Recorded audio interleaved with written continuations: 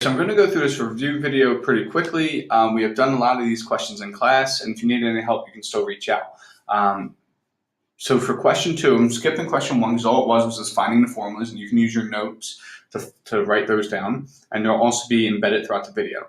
But for question 2, it says find the distance. So we have our distance formula of x2 minus x1 squared plus y2 minus y1 squared, and all of that is taken the square root.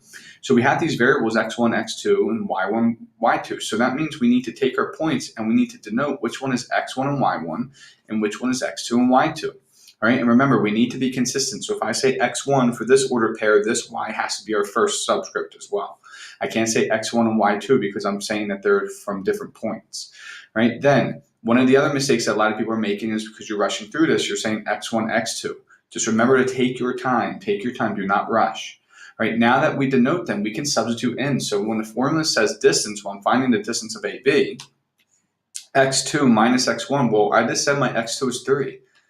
And then minus, my x1 is -2. Remember, some of the mistakes that people are making are that they see the minus sign here and the minus sign for the 2, and they're just writing one minus sign. They're saying, okay, this is -2.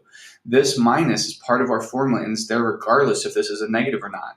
So if this is a -2, we must put it. Plus y2, which is 1, minus y1, which is 5. Right now we know a minus and negative turns to positive, so that's going to actually turn to 3 plus 2. So AB is equal to the square root of 5 squared plus, well, 1 minus 5 is -4. So -4 squared. Now we will go ahead and just simplify everything that we can. 5 squared is 25. -4 squared is 16, so it's plus 16. And then we just add them together. AB is equal to the square root of 41. Right now, remember, if this can be reduced, you must, because I want the distance. That's what I'm explicitly asking for. And since I'm asking for the distance, it must be written in its simplest form. So this would be the square root of 41. We can't do anything with it because there's no perfect squares that divide evenly into 41. In the future, you should be writing 41 units because we're talking about distance. Right, but you don't need to write it for this test. I won't take off points if you don't write that. All right, so for 2b, we start out the exact same way. The first thing we do is we're going to label x1, y1, and x2, y2. Remember, it doesn't matter which one you ever label your x1 and y1. It's completely up to you, and you will get the same answer regardless. Right, but now we plug them in. So my distance, we're finding the distance of CD is equal to the square root of my x2, which we said is 4, minus my x1, which we said is 2, squared, plus my y2, which is 1, minus my y1, which is 5. So now we just go ahead and start simplifying. So CD is equal to 4 minus 2 is going to give me 2 squared. 1 minus 5 is exactly what we just did on the last problem, so it's -4. Then we have CD is equal to 2 squared is 4 plus 16. And we get CD is equal to the square root of 20. All right, however, we always, if I asked you explicitly, give me the distance, I want this in its simplest radical form, right? Because we're not using this just to identify are they the same. This is our answer. We're talking about the distance, and we always give everything, our final answers in its simplest form. So we ask ourselves, are there any perfect squares that divide evenly into 20? And yes, 4 does. So we can write it as 4 times 5. 4 times 5 is 20, so it's equivalent. We can then separate them. So CD is equal to the square root of 4 times the square root of 5, because we learned this a few chapters ago that we can break our radicals apart. And now we can look at them individually. Well, the square root of 4 is 2, and the square root of 5 is 5, or square root of 5. There is no square root of it as a whole number. So our final answer will be 2 times the square root of 5. All right, so for question number 3, it's asking us to find the midpoint of the given endpoints given. So if we want to find the midpoint between E and F, nothing changes. It's always going to be our first step is we're labeling these x1, y1, and x2, y2. Remember, order does not matter, or I'm sorry, which one you pick does not matter to be x1 as long as if you are consistent. Here we have our midpoint formula where we add our x's together and divide by 2, and we add our y's together and divide by 2. So our midpoint is simply equal to x1 plus x2 divided by 2, and y1 plus y2 divided by 2. So then our midpoint is equal to 2 divided by 2 and 15 divided by 2. We reduce whatever we can, so our midpoint is equal to 1 over 15 halves. Right? You can write it as 1 and 15 halves. you can write it as 1 and 7 1/2, or this is one I don't really want you to write it as, but you can write it as 1.75 or 1 and 7.5, and I will also give you credit for that. All right, so this will be our final answer for 3A. All right, same exact steps. So we're finding the midpoint. We label it x1, y1, x2, y2. We're then going to plug it into our formula. So the midpoint is equal to -3 plus 13 divided by 2, and 7 plus -1 divided by 2. We then go ahead and just simplify our formula so that we get 10 over 2 and 6 over 2. And this gives us a final answer of 5 over 3. All right, what some of you are doing for this is some of you are just writing 5, 3. If you do that, you are going to lose points. All right, it needs to be written as an ordered pair, which is why we have to have those parentheses at the end. All right, so make sure you're writing it like this in order to get full credit. All right, let's move on to the next question now. All right, now for question number 4, the difference between 4 and 3 is 3 said, find the midpoint of the given endpoints. For 4, it says find the given the midpoint m. So here we're not just solving for the midpoint like we were for the other one. We are given our midpoint and we're trying to find, well, what was our other endpoint? So this is not going to be an x1, y1, but this is actually our midpoint. So that is going to be substituted in for our midpoint here. So that means when we go to substitute this in, we have -3, 8 as our midpoint. We know that this is equal to our midpoint formula. So we only have one x and y that we can actually substitute in for. So we get 4 plus x2, because we don't know what x2 is because we're trying to solve for that other endpoint, comma, 2 plus y2 divided by 2. All right, so now, remember, our midpoint formula generates our midpoint. So our x value of our midpoint formula will give us our x value of our midpoint. So that means -3 is equal to this. So we can set them equal to each other. And the same thing here, my y value of my midpoint formula generates my y value of my midpoint. So they are equal. So I can say 8 is equal to 2 plus y2 over 2. Right? And now we just go ahead and solve. We multiply each side by 2 because we're being divided by 2, and that cancels this out. What we do to one side, we have to do to the other. So -6 is equal to 4 plus x2. We'll go ahead and subtract the 4 to go ahead and solve for our x2, which is then equal to -10. Here we're being divided by 2, so same thing, we multiply each side by 2. 16 is equal to 2 plus y2. And then we subtract our 2 so we can isolate our unknown, and 14 is equal to y2. Right? The one thing that you must do if you want to get full credit for this is it asks you to find the missing endpoint B. So you must write your final answer as the endpoint we're solving for, and your answers in and as an ordered pair. So it'll be B, which is -10, 14. If you write B is equal to -10, 14, I'll still give you full credit, but you don't need to write the equal sign, because when we write an ordered pair next to the point, we're saying that's what they're equal to. It's implied that there's an equal sign there. All right, so for 4B, So for 4B, same thing, we're given our midpoint and we're trying to solve for the missing endpoint B. So we know that we're going to have to write an answer for B, and we need to write it as an ordered pair. First thing that we do is we go ahead and we substitute our midpoint in where our midpoint formula is. So it will then be -5 over 2, 11 over 2 is equal to, this will be my x1, y1, or you can make your x2, y2, it doesn't matter, but it will be one of our 2 unknowns. And we're solving for the other one. So it'll be -6 plus x2 over 2, 3 plus y2 over 2. Right? Same thing as we said before. The x value of my midpoint formula generates my x value of my midpoint. -5 over 2 is equal to -6 plus x2 over 2. And my y value of my midpoint formula generates my y value of my midpoint. So that means they are equal. 11 over 2 is equal to 3 plus y2 over 2. Now, this may look like it's going to be harder because, I have fractions on both sides. Same thing though. The fraction means division, so we multiply by 2 to get rid of our divided by 2. What we do to one side, we have to do to the other, and this happens to clear out our fraction on the other one as well. So it's actually easy. It's just now -5 is equal to -6 plus x2. So just because you have these fractions, don't overthink it. We add our 6 to both sides, so 1 is then equal to x2. Same thing here, we're being divided by 2, so we multiply to get rid of that divided by 2, and what we do to one side, we do to the other, and it happens to get rid of our denominator there as well.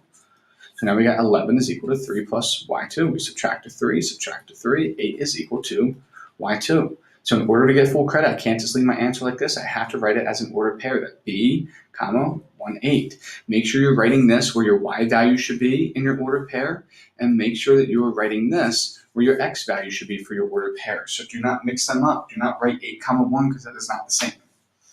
All right, now let's move on to the next problem. All right, so for question number 5, you're asked to find the slope of the given 2 points. So nothing changes as far as when we do our midpoint, our slope, solving for our endpoint, our distance. We're still going to go ahead and denote these to say what they're equal to so we know where to substitute them in. And nothing changes, you just need to be consistent. So now I'm going to substitute it into my slope formula, which is y2 minus y1 over x2 minus x1. Remember, change in y over change in x. So now we will get our slope is equal to 12 minus 7, because it's y2 minus y1, over negative 2 minus 4, x2 minus x1. So our slope is then equal to 5 over negative 6. Right, now remember, I asked you guys when you're writing your fractions, either write the negative in our numerator, so just rewrite this as negative 5 over 6, or you can write the negative front sign out front. I won't take off points if you leave it like this, but it's really not how you should write it at all in the future. All right, so for 5b, same thing. We can label this x1, y1, and x2, y2. Remember, it doesn't matter which one you label. But then we just plug it into our formula. So our slope is equal to y2, which I made this one y2, minus our y1, which we said is negative 2. So it's minus a negative 2 over x2, 1, minus our x1, which is negative 3. Remember, when we minus a negative, it turns to a plus. So then this is then equal to 10 over 4, which is then going to reduce to be 5 over 3, or I'm sorry, 5 over 2.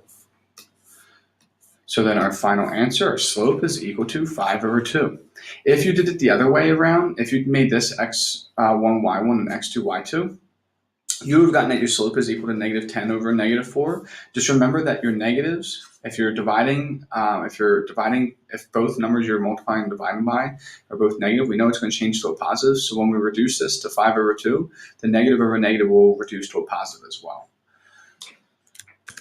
All right, so for 6 and 7, we'll do these ones together because they kind of go hand in hand. But you're asked to find the slope of a line that is either parallel or parallel or perpendicular to the given slope. So you just have to know these two rules. If lines are parallel, they have the exact same slope. So in order for two lines to be parallel, the slopes must be equal.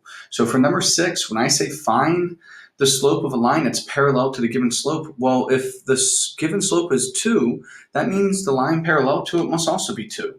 If the given slope is negative 6, that means the line that's parallel to negative 6 is negative 6. If the slope is undefined, that means the line that's parallel is also undefined.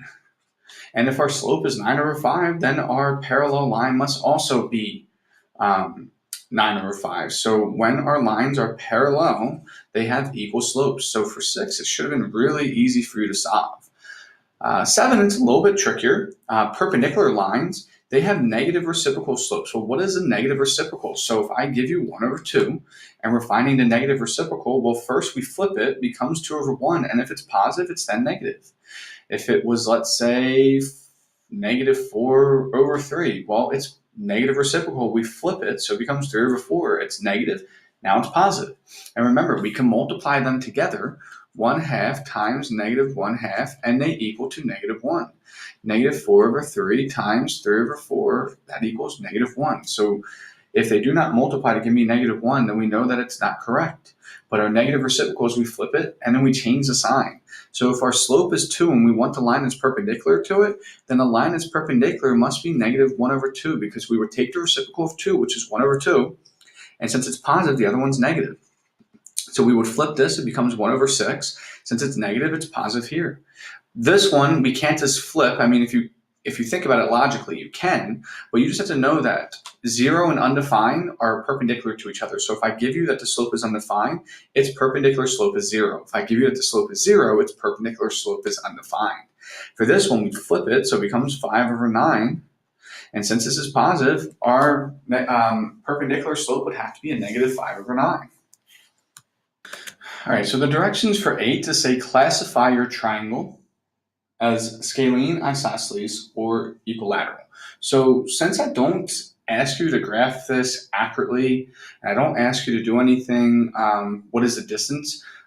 You don't necessarily have, like, your work that you're showing me that gets to your final answer doesn't necessarily need to be simplified, doesn't necessarily need to be drawn 100% accurately. It's just your sketch work to provide for me, whether it's scalene, isosceles, or equilateral. So the reason I'm telling you this is, first, I would just suggest that you draw a triangle and don't worry about if you're writing it the right order or if you're graphing, if it looks like it would really look if you graphed it onto a graph. We're only doing this so you can visually see, okay, well, if I want to determine whether if it's scalene, isosceles, or equilateral, I need to know the side lengths of my triangle. And in order for me to know the lengths, I need to know the distance of each.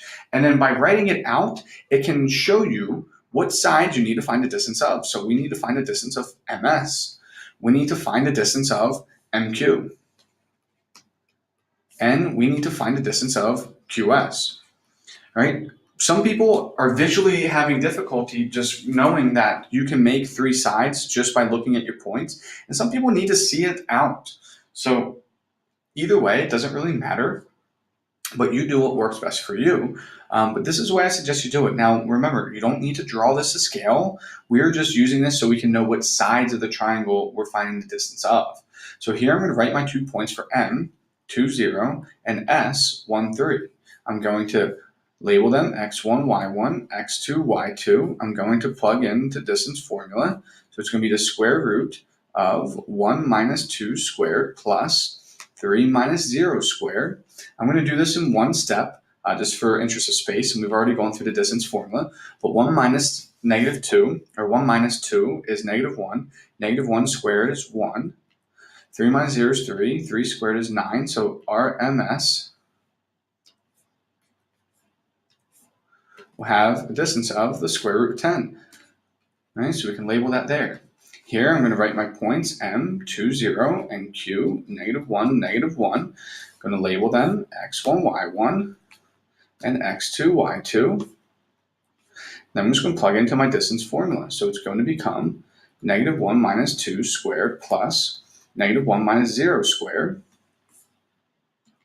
And now we have MQ is equal to, well, negative 1 minus 2 is negative 3 squared is going to be positive 9. This is going to be negative 1 squared, so positive 1. So MQ is equal to the square root of 10. So I know that MQ is also the square root of 10. So right now I know it's at least isosceles. So I know scalene can't be the answer.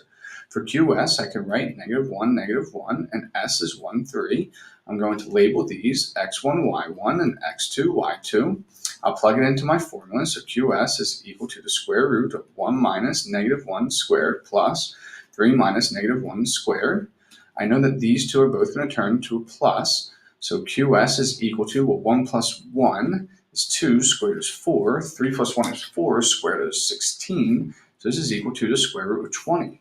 Right? I don't have to reduce this because I'm not really asking for the distance. You just need to know that you need to do that in order to identify whether our sides are equal. It's just your scratch work, so that doesn't necessarily need to be simplified. It's just a way for you to visually see what type of triangle is this. So since I had two sides that are equal, this is an isosceles triangle. Okay, move on to the next one. All right, so for number 9, it says find the missing points. So our missing points are B and D. So we need to find what they're equal to. So remember, I'm not telling you exactly what you need to do to solve for this in your directions. You need to figure this out. So when you see that we have these tick marks, remember that means that they're equal. So if this AB is equal to BC, that means B is directly in the middle, which means it is the midpoint of AC. So if we want to solve for B, we simply just find our midpoint. So we can label this x1, y1, and x2, y2. So then our midpoint, B, is equal to x1, negative 2, plus x2, 6, divided by 2, and 5 plus 8 divided by 2. So B is then equal to 4 divided by 2, and 13 divided by 2. And B is equal to 2, and 13 halves. So I know that this has a point of 2, 13 halves. So now I solve for B. The last one I have to solve for is D. Same thing, if I see that these two have tick marks, that means that this length BC is exactly equal to CD, which means C is in the middle. So that means C is the midpoint of B and D. So now I know that my midpoint is 6, 8. I'm going to erase this because those are no longer our order pairs that we're working with. So that means this can be labeled x1, y1, it's your call, and we plug it in. So it's going to give me 2 plus x2 divided by 2, comma, 13 over 2 plus y2 divided by 2. Remember, our x value of our midpoint formula gives us our x value of our midpoint, so 6 is equal to 2 plus x2 divided by 2. And we know that our y value of our midpoint formula gives us our y value of our midpoint. So 8 is equal to 13 over 2 plus y2 over 2. So to solve for this, it's being divided by 2. We multiply each side by 2. It's just like we did for question number 4. We're solving for the missing endpoint. So now we get 12 is equal to 2 plus x2. So then we will then subtract 2 from each side, and we get that 10 is equal to x2. So I know that my point here is going to at least have a 10 as my x value. Here, when I multiply each side by 2, it's going to cancel this 2 out. It's not going to cancel this 2 in here because we're saying this whole thing is being divided by 2, so we're getting rid of this one. Multiply each side by 2, so 16 is equal to 13 over 2 plus y2. And now we just need to go ahead and subtract 13 over 2 from both sides. So 16 minus 13 over 2, I'm going to move this down a little bit so we can finish this. We need to have common denominators, so we multiply by 2 over 2. So 32 over 2 minus 13 over 2 is then going to be equal to 19 over 2. So that means y2 is equal to 19 over 2. So our y value is 19 over 2. Right? So then what you would need to do, though, is your final answers. You need to write this out. So you wrote b is equal to 2 over 13 over 2 for me already, so that's one of your answers. And then the next one, you would have to write d is equal to 10 and 19 halves. All right, so just make sure that you are writing this out so I can see your final answers. The directions will ask you to do that, but just make sure you don't forget so you don't lose any points. All right, so for this one, I'm going to have to do this in parts. So just make sure that you are following, because I'm going to have to erase it all at the end. Otherwise, it's going to be really long on the computer screen. So rather than scrolling up and down a bunch of times, I'm just going to erase it after each part. All right, so right now we're doing question A. So you know that we're on A because this will remain here the whole time. Right, so we're asked to classify a triangle, so it's exactly what we did in 8. And remember, when we classify our triangles, I suggested that you first just sketch a triangle. And remember, since we're just sketching, it doesn't need to be identical to how it would appear on our coordinate plane. We're just sketching it, and then it tells us what sides we need to solve. So I need to solve for AB. Then I need to solve for BC. And then I would need to solve for this last one, AC. All right, so I'm just going to go ahead and label the points, A, B, so 8, 2, and 9, 7. I know I'm going to rush through this one a little bit, but because we just did the exact same thing in question 8. So x1, y1, and x2, y2. So AB is then equal to, this will give me 9 minus 8 squared plus 7 minus 2 squared. So then AB is going to be equal to 9 minus 1 is 1 squared is 1. 7 minus 2 is 5 squared is 26. So AB is then equal to, 5 squared is 25. I was adding the 1 in my head. So AB is equal to the square root of 26. So I know this is the square root of 26. For BC, I will write the points 9, 7 and 14, 6. Same thing. Label these x1, y1 and x2, y2. So BC is equal to the square root of 14 minus 9 squared plus 6 minus 7 squared. So BC is equal to, 14 minus 9 is 5. 5 squared is 25. And 6 minus 7 is negative 1. Squared is 1. So BC is also equal to the square root of 26. So right now we know that those two are the square root of 26. And now AC, we have 8, 2. And we have 14, 6. So we will plug this in. AC is equal to, first thing we need to do is x1, y1 and x2, y2. So AC is equal to the square root of 14 minus 8 squared plus 6 minus 2 squared. So AC is then equal to, well, 14 minus 8 is 6. 6 squared is 36. 6 minus 2 is 4. 4 squared is 16. So AC is equal to the square root of 52. So now we can put this over here. And we know that our final answer for A, because it said to classify, it is also an isosceles triangle, just like our question number 8 was. All right, so we know that A has a final answer of isosceles triangle. Let me try to circle this one more time. So it's isosceles triangle. All right, so now I'm going to erase all this. So pause it if you need to write this down or check it out. And I'm moving on to B from here. All right, so for B, it says just find the midpoint M of AC. So we want to find the midpoint of AC. So I'm just going to label this X1, Y1, and X2, Y2. So our midpoint, we're now labeling it M, is equal to 8 plus 14 divided by 2 and 2 plus 6 divided by 2. And now our M is equal to 8 plus 14 is 22 divided by 2 and 8 divided by 2. So our midpoint M is equal to 11, 4. So I'm going to write this here, that M, let me write that a little bit neater. M is 11, 4. All right, that is it for B. Once again, I'm going to erase this. I am going to keep the answer up here, the blue one, because we need it for part C. But if you need this, please pause it and write down or rewatch this, whatever you need for this one. I'm going to erase it now. All right, now for C, the question that we're asked is determine if AC and BM are perpendicular.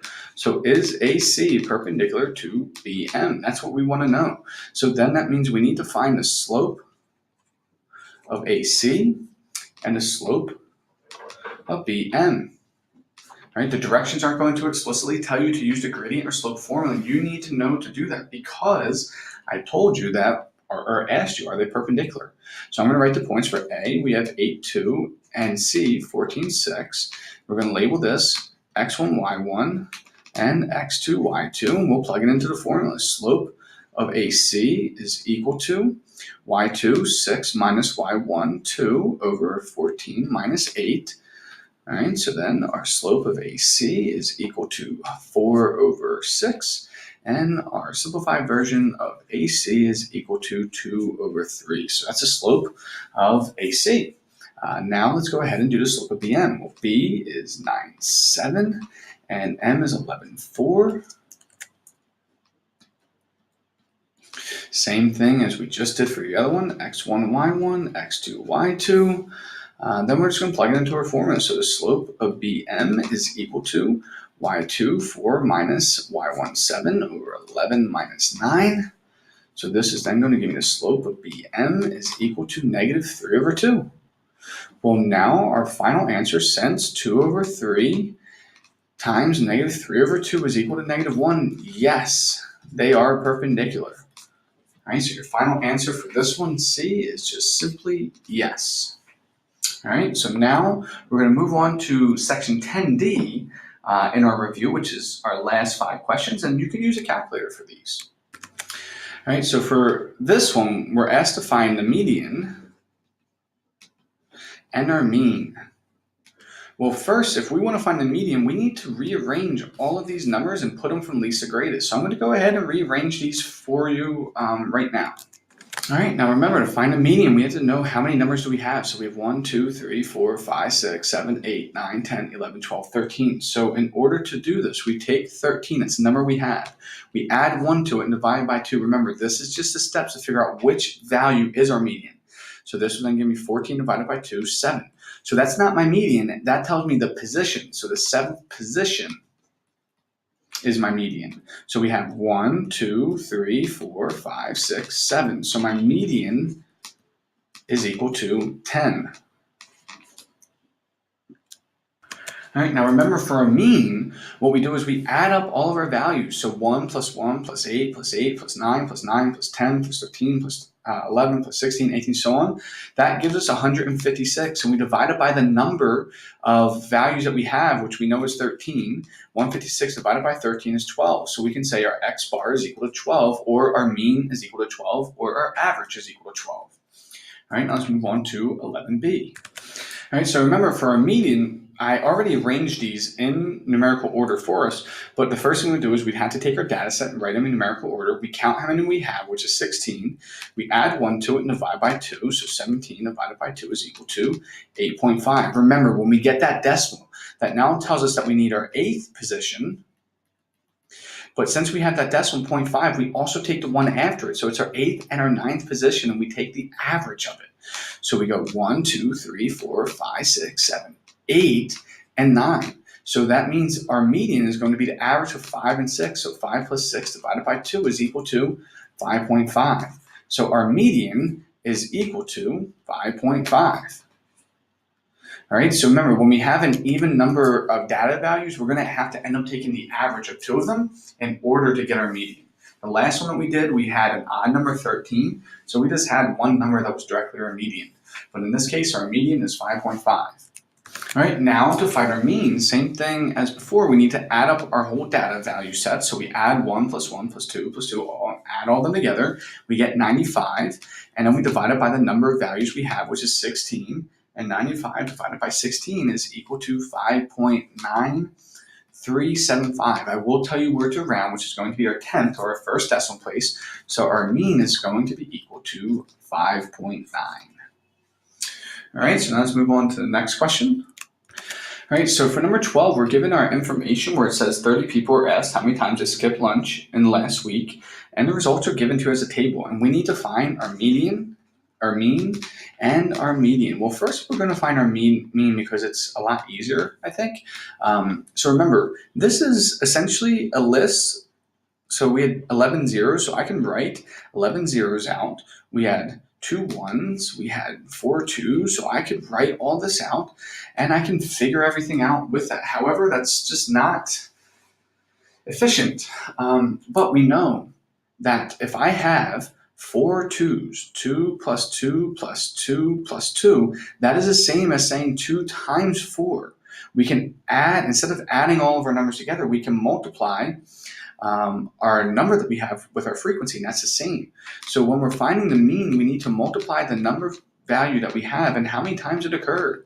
So this gives me 0, 2, 8, 27, 12, and 5. So that gives me everything that each of these zeros added up is 0. All of these 1s added up is 2, and so on. Now, to find our mean, we need to add all of these up, and that gives us our total value. So it gives me 0 plus 2 is 2, plus 8 is 10, plus 27 is 37, this will be 49, and this will be 54. So we know our sum is 54 of all of our values. It told us in the beginning that we had 30 people, so we know that we're dividing by 30, or if we add up our frequency, it gives us 30, and 54 divided by 30 is equal to 1.8. So our average, or our mean, is equal to 1.8. All right, I'm going to erase all this multiplication for when we do our median. I'm going to erase this.